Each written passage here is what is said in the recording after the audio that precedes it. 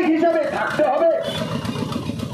সেই কারণেই এনআরসি এবং সিএ, সেই কারণেই কাশ্মীর থেকে 370 ধারার প্রত্যাহার, সেই কারণেই 1995 সালের ওয়াকফ আইনে 40টা সংশোধনী এনে নতুন করে ওয়াকফ আইন, এই সবই হচ্ছে বিজেপির বুলডোজার রাজনীতির প্রকাশ। তাহলে এই বুলডোজার রাজনীতির পেছনে বিজেপি আরএসএস এর অর্থনীতি কি? অর্থনীতি হলো দেশের একচেটিয়া পুঁজিপতিদের একচেটিয়া দালালিকরণ। এটা হচ্ছে নরেন্দ্র মোদী, অমিত শাহর অর্থনৈতিক নীতি। সবাই মিলে যা সম্পদ তৈরি করছেন কৃষিতে এবং শিল্পে, তার 70% দেশের কিছু একচেটিয়া ধনপতিদের হাতে তুলে দাও। গরিবের বাঁচার সুযোগগুলো সব কেড়ে নাও।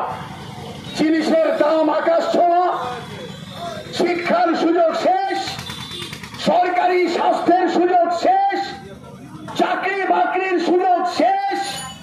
দেশ জুড়ে শুধু একচেটিয়া পুঁজিপতিদের দালালি করো।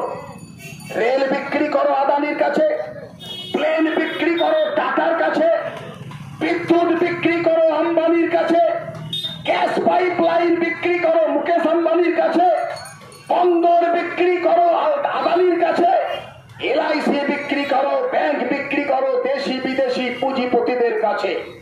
কর্মসংস্থানের দিকে নজর দিও না, চাকরির দিকে নজর দিও না, জিনিসপত্রের মূল্য বৃদ্ধি হচ্ছে তার দিকে নজর দিও না। গরিব পড়ছে মরুক। এই অর্থনীতি লাগু করার জন্য বিজেপি চালু করেছে বুলডোজার রাজনীতি। আমরা বলছি পশ্চিমবাংলায় এই বুলডোজার রাজনীতির আর একচেটিয়া পুঁজিপতিদের দালালি করা অর্থনীতির শরীর।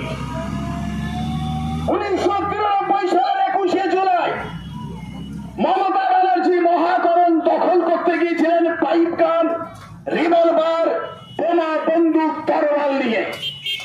কি স্লোগান দিয়েছিলেন মমতা ব্যানার্জি? বলেছিলেন পশ্চিম বাংলায় বাংলাদেশ থেকে অনুপ্রবেশকারীদের ভোটে জ্যোতিবাবু জিতছেন। সেই সুযোগ গ্রহণ করেছে মমতা ব্যানার্জি রাজ্যে মুখ্যমন্ত্রী হওয়ার পর আরএসএস এবং বিজেপি। আজকে পশ্চিমবাংলায় জ্যোতিবাবু, বুদ্ধবাবু থাকলে আরএসএস বিজেপির এত ক্ষমতা হতো না। বাংলা ভাষীদের উপরে সারা দেশে এত অত্যাচার করতে পারে।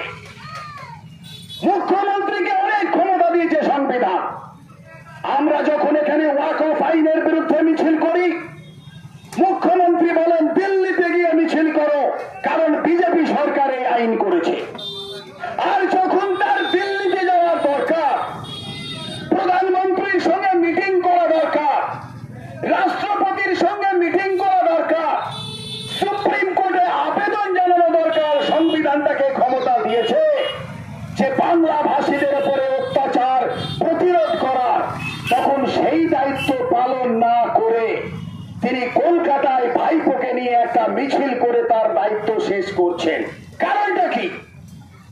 কারণ আরএসএস বিজেপির হাত মমতা ব্যানার্জির মাথার থেকে যদি উঠে যায়, নরেন্দ্র মোদীর আশীর্বাদের হাত যদি মমতা ব্যানার্জির মাথার থেকে উঠে যায়, তাহলে মমতা ব্যানার্জি তৃণমূল আর তৃণমূল পরিচালিত সরকারের অস্তিত্ব বলে কিছু থাকবে না। আর কোন শিল্প নেই। ফলে কাজহীন যৌবন তারা রাজ্য ছেড়ে ভিন রাজ্যে চলে যাচ্ছে। আমাদের দেশের সংবিধান রাজ্যের একটা প্রান্ত থেকে আর একটা প্রান্তে কোন মানুষ যদি যান রুটি রুজির জন্য, তাহলে তাদের সুরক্ষা দেওয়া, তাদের অধিকারকে সুরক্ষিত করা, দিল্লিতে যে সরকার থাকবে সেটা তাদের সাংবিধানিক দায়িত্ব। সেই দায়িত্ব পালন না করে আরএসএস বিজেপি পরিচালিত সরকার উল্টে তাদেরকে বাংলাদেশি আখ্যা দিয়ে বাংলা ভাষীদের বাংলাদেশে পুশব্যাকের নামে বাংলাদেশ সীমান্তে পাচার করছেন। অনুপ্রবেশকারীদের চিহ্নিত করতে পারছে না সরকার, কিন্তু যারা নাগরিক তার প্রমাণ দাখিল করো। গোটা দেশ জুড়ে জিনিস চলছে, এর নাম বুলডোজার রাজনীতি, আরএসএস এবং বিজেপি গোটা দেশে চালু করেছে। ব্যবহার করে তোলাবাজি করছেন। মানুষ ভয়ে থানায় অভিযোগ জানাতে পারছেন না। খোলাখুলি তোলাবাজির সঙ্গে যুক্ত মুরারই থানার হাইকোর্ট থানার 3 জন অফিসার। তথ্য আছে আমাদের কাছে, প্রমাণ আছে আমাদের কাছে। বিস্ফোরণ হবে মানুষের ক্ষোভের, কেউ ঠেকাতে পারবে না। অতএব গুন্ডা, মস্তান, তোলাবাজ, দালাল, পুলিশ, এই চলছে পশ্চিমবাংলায় তৃণমূলের দল এবং সরকার, ঠিক যেমন দেশে চলছে। তাই বাংলা ভাষীদের উপর অত্যাচারের প্রতিকার মমতা বন্দ্যোপাধ্যায় করতে পারবেন না। আপনাদের কাছে আমাদের আবেদন কি? আবেদন, এটা একটা রাজনৈতিক দলের পক্ষে সম্ভব নয়। যেমন ওয়াকফ আইন চালিয়ে দেওয়া, পুড়িয়ে দেওয়া সম্পত্তিদের পক্ষে সম্ভব নয় মানুষ না জাগলে, ঠিক তেমনি বাংলা ভাষীদের উপর এই অত্যাচার, বাংলাদেশি বলে দেখে দেওয়াই যে হেনস্থা, মমতা ব্যানার্জিও চালু করেছেন সেই রাজনীতি। মানুষ বুঝছেন যে রাম মন্দির আর জগন্নাথ দেবের মন্দির করে মানুষের পেট ভরবে না, রামনবমী করে পেট ভরবে না, মহরমের বিরাট জলুস বার করে পেট ভরবে না। পেট ভরাতে গেলে চাকরি চাই, কৃষি চাই, শিল্প চাই, রাজ্যে কিছু নাই। অতএব দেশ জুড়ে চাষ হচ্ছে সাম্প্রদায়িকতার, পশ্চিম বাংলাতেও চাষ হচ্ছে সাম্প্রদায়িকতা।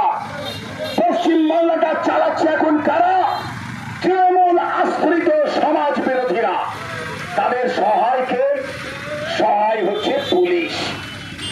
এই পুলিশ তৃণমূলের গুন্ডা মস্তানদের সাহায্য করতে করতে নাগরিকদের এমন ঘৃণার পাত্র হয়েছে, মানুষ বুঝছেন সুযোগ পেলেই পুলিশের বিরুদ্ধে ঘৃণার বিস্ফোরণ ঘটবে। আমাদের পাইকর থানা 3 জন অফিসার আছেন পাইকর থানা, এমন অবিলম্বে জেলার পরিযায়ী শ্রমিকদের ফেরত আনতে হবে, অবিলম্বে জেলার পরিযায়ী শ্রমিকদের সুরক্ষার ব্যবস্থা করতে হবে, তাদের উপরে অত্যাচারের প্রতিকার করতে হবে। পুশ ব্যাকের নামে যাদের বাংলাদেশে পাঠানো হয়েছে তাদের ঘরে ফেরাতে হবে। পিএম হাত পা গুটিয়ে বসে থাকতে পারেন না। তাই আসুন, আগামী 23 তারিখে সিউড়িতে যে পরিযায়ী শ্রমিকদের মহামিছিল হবে, সেইখানেও আপনারা অংশগ্রহণ করুন এবং বাংলাভাষীদের উপরে অত্যাচারের বিরুদ্ধে ঐক্যবদ্ধ আন্দোলন এবং জনমত গড়ে তুলুন। এই আহ্বান জানিয়ে কথা শেষ করছি। ইনকিলাব জিন্দাবাদ, সিপিআইএম জিন্দাবাদ। পরিযায়ী শ্রমিকরা এরকম হেনস্থা হবে কেন? মুখ্যমন্ত্রীর কাছে জবাব চাইতে হবে। একজন রাজ্যসভার এমপিকে মুখ্যমন্ত্রী পরিযায়ী কল্যাণ পর্ষদ বলে একটা সংস্থা করে তার মাথায় বসিয়ে দিয়েছে। সেই সাংসদের কাজ কি? সেই সাংসদের কাজ হলো দেউচা পাচামিতে পুনর্বাসনের নামে গোটা জেলা জুড়ে বেআইনি চাকরি বিক্রি করা। লক্ষ লক্ষ টাকা নিয়ে তিনি চাকরি বিক্রি করছেন, আর ডিএম বলছেন পুনর্বাসন। আদিবাসী সংখ্যালঘু মুসলমানদের বেঘর করে দেউচা পাচামিতে পাথরের ব্যবসা করবে তৃণমূল, তাই কয়লা খনির নামে বেআইনি কাজ করেছে। আর পুনর্বাসনের নামে সেই এমপি রাজ্যসভার তৃণমূলে তিনি লক্ষ লক্ষ টাকার বিনিময়ে চাকরি বিলি করছে। তাই আমাদের এই দুরাচার তৃণমূল সারা দেশ জুড়ে আরএসএস বিজেপি এই নোংরামির বিরুদ্ধে আমাদের ঐক্যবদ্ধভাবে আন্দোলন গড়ে তুলতে হবে। সেই কারণে আজকে আমাদের এই কর্মসূচি। আগামী 23 সিপিএম কে এখানে শূন্য করেছি। যদি ভোটের রাজনীতিতে সিপিএম কে শূন্য করে দিয়ে তারা ক্ষান্ত হতেন বলবার কিছু ছিল না, কিন্তু তাদের 16 বছরের রাজত্বে শুধু সিপিএম শূন্য হয়নি, শিক্ষা শূন্য, স্বাস্থ্য শূন্য, কর্মসংস্থান শূন্য, কৃষি শিল্প শূন্য, গণতান্ত্রিক অধিকার শূন্য, আইন শৃঙ্খলা শূন্য। গোটা পশ্চিম বাংলা মমতা ব্যানার্জি রাজত্বে এক মহাশূন্যে দাঁড়িয়েছে। আছে কি? কলকাহীন সীমাহীন শুধু দুর্নীতি, আছে কি কলকাহীন সীমাহীন লুট।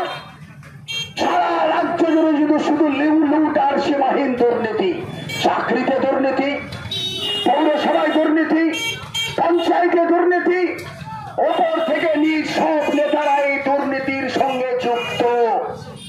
গোটা তৃণমূল দলের জায়গা হওয়ার কথা জেলখানায়, একমাত্র মোদী অমিত শাহর আশীর্বাদে পিসি ভাইপো থেকে তাবড় তৃণমূলের নেতারা এখনো জেলের বাইরে আছে।